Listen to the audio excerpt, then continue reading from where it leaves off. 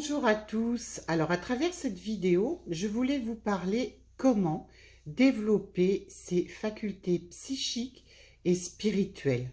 Beaucoup de personnes se posent la question comment atteindre le monde de l'invisible, comment se connecter.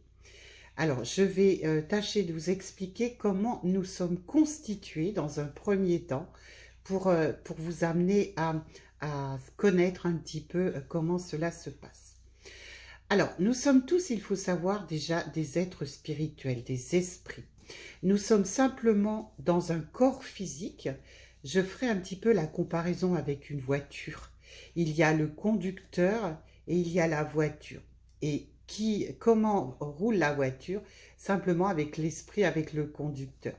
Donc, nous sommes un petit peu pareils. Nous avons notre esprit spirituel et nous avons notre corps que nous emmenons avec nous tout le temps.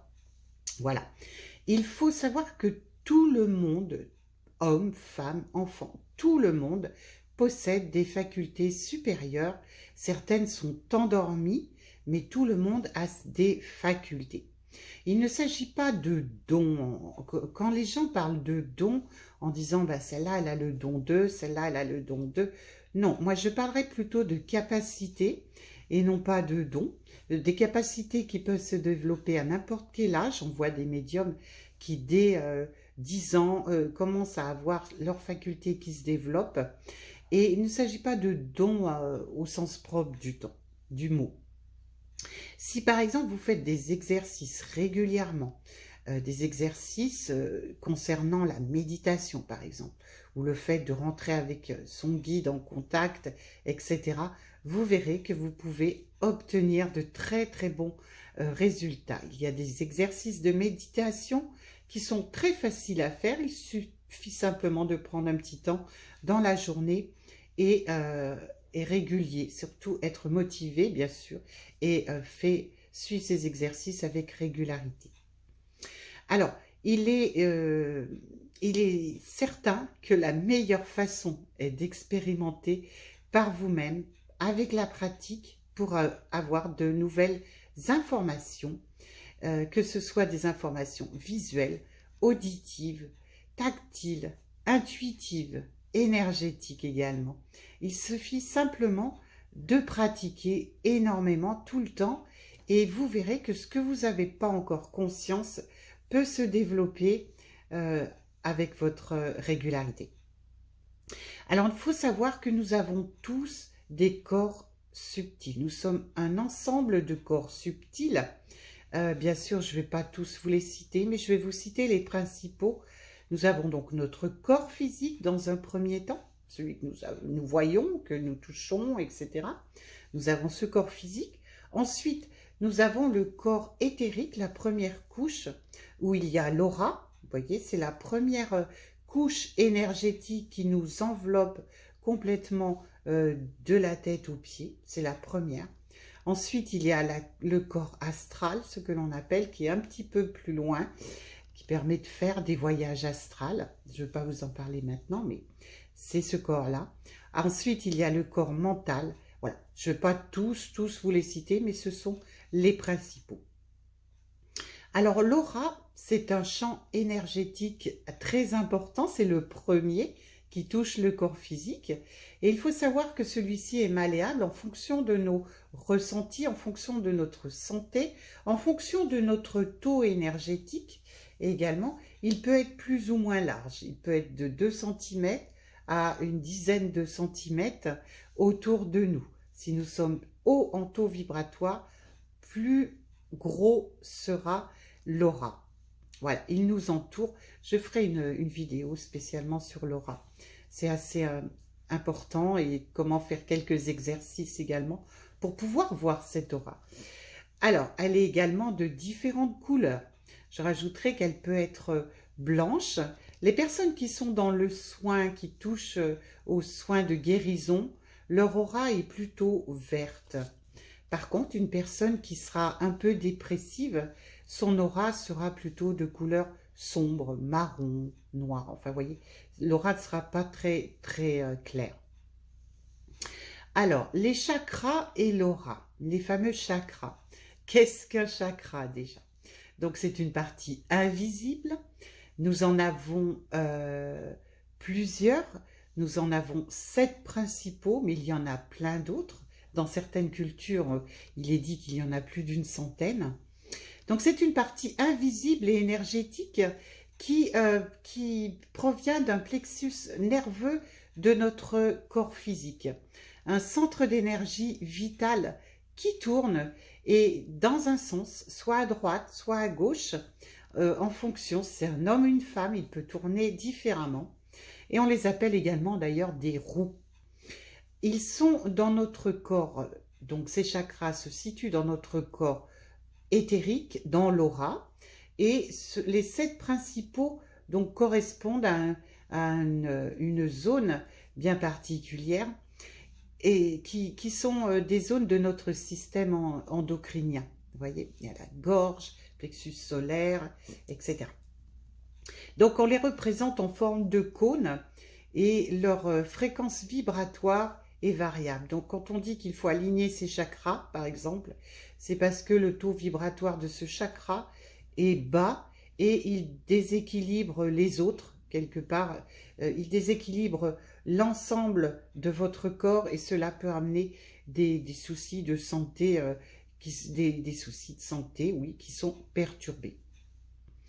Alors, donc pareil, ces chakras ont une couleur qui leur est associée. Donc le premier chakra est le chakra racine, qui commence au-dessous du coccyx jusqu'au pied. Il est représenté, celui-là, d'une couleur rouge. Le deuxième chakra, c'est le chakra sacré, qui est sous le nombril, à 5 cm environ. Et lui, il est plutôt de couleur orange. Le troisième chakra se situe au niveau du plexus solaire. Il est à 5 à 8 cm au-dessus du nombril et il est plutôt représenté de couleur jaune. Ensuite, le quatrième chakra qui est très important, le chakra du cœur. Il commence sous les côtes, là, oui, sous les côtes flottantes, à la pointe du sternum et il monte jusqu'en haut.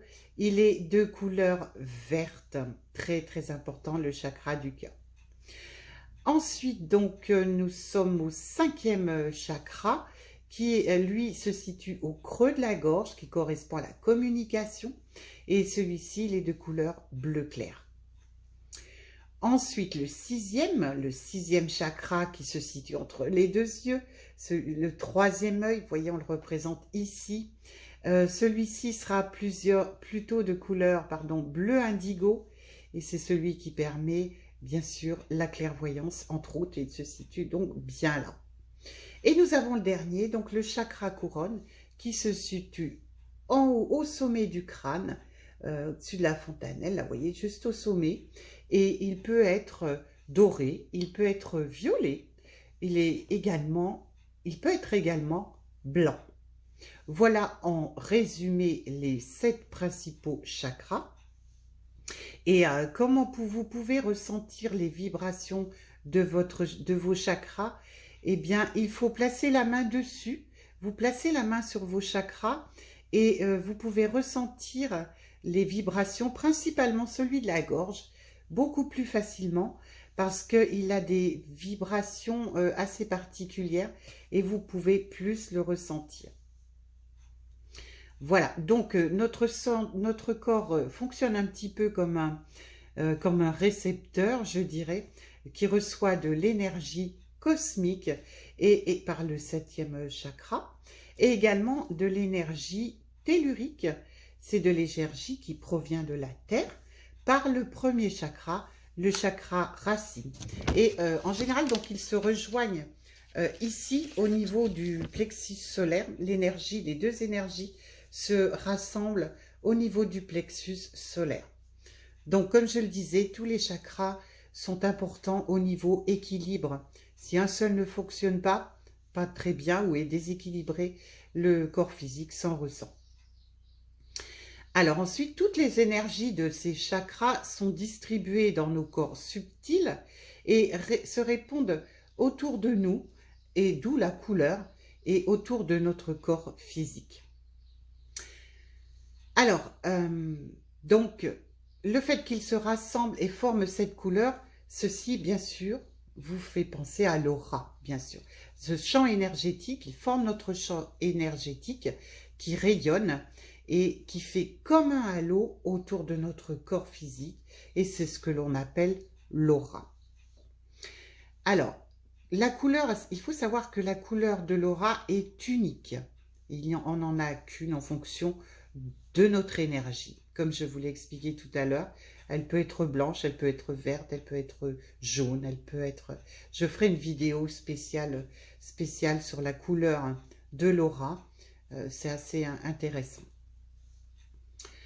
Voilà, bon, donc je vous ai résumé vraiment les bases de comment nous sommes, pourquoi nous pouvons éventuellement correspondre quand nous travaillons certaines énergies qui nous entourent. J'espère que cette première vidéo d'une longue liste, j'espère, vous a plu. Et la prochaine fois, je parlerai encore des facultés spirituelles, je parlerai de l'aura et comment développer notre vision de l'aura, notre vision de ce corps éthérique. Et voilà, au fur et à mesure des vidéos, on verra différentes choses qui vont nous emmener à la médiumnité et à la connexion avec les guides, qui est très importante. Merci beaucoup, n'hésitez pas donc, je vais dire comme tout le monde, à mettre un petit pouce sur la vidéo pour m'encourager à continuer. Et je vous dis à une prochaine fois.